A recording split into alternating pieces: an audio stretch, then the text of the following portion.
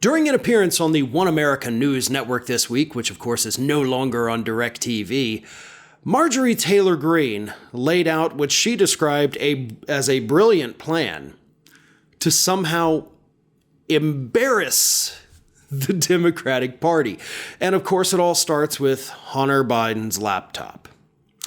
So let me read what Marjorie Taylor Greene had to say, and then I'll explain the plan a little better because she's not very good at explaining things. Now that it's been entered into the congressional record, talking about Hunter Biden's laptop, thankfully, by Congressman Gaetz, we can really get after it. We should be impeaching him. Hold up, impeaching who? Hunter Biden? Okay. Let's impeach Hunter Biden. Let's impeach a man who holds no political office and is not involved in any way with the administration. Brilliant plan, Marjorie. Now, for all you naysayers that say, oh no, that would make Kamala Harris the first woman president of the United States, let me remind everyone of something. The Democrats cannot stand Kamala. They do not want her to be the first Democrat president of the United States, and if we impeach Joe Biden, she would be an illegitimate first woman president of the United States. You want to know why?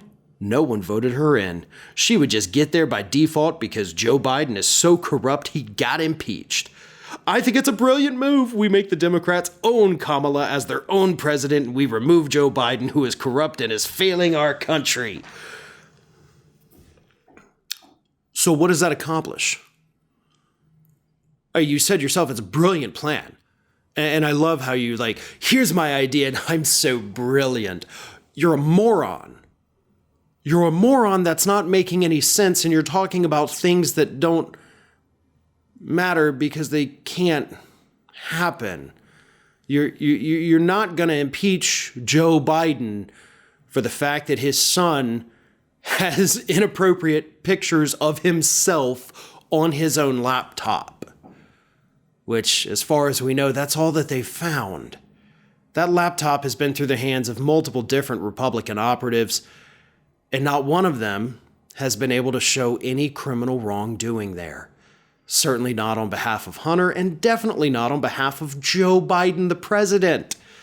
So I don't know how you think you're going to impeach him. And then even if you did get that far, right? Okay, if there's criminal wrongdoing, I actually don't care if you prosecute. Whatever. I'm not going to lose sleep over that. You do something wrong, you get held accountable. I'm cool with that. Your buddy Matt Gaetz, on the other hand, Marjorie, he's got an issue with it. But anyway, if Kamala Harris becomes president of the United States, first and foremost, that's not illegitimate. That's literally in the Constitution that is the line of succession. She would be a legitimate president. You want to talk about illegitimate, even though, of course, the Electoral College is law as well, but your guy, Donald, never won the popular vote. George W. Bush never won the popular vote. They still got to be president. I mean, I think that's a little more illegitimate than somebody following the presidential line of succession, but hey, that's just me, I guess. And third, why would we be embarrassed by her? I understand she does not have a good approval rating.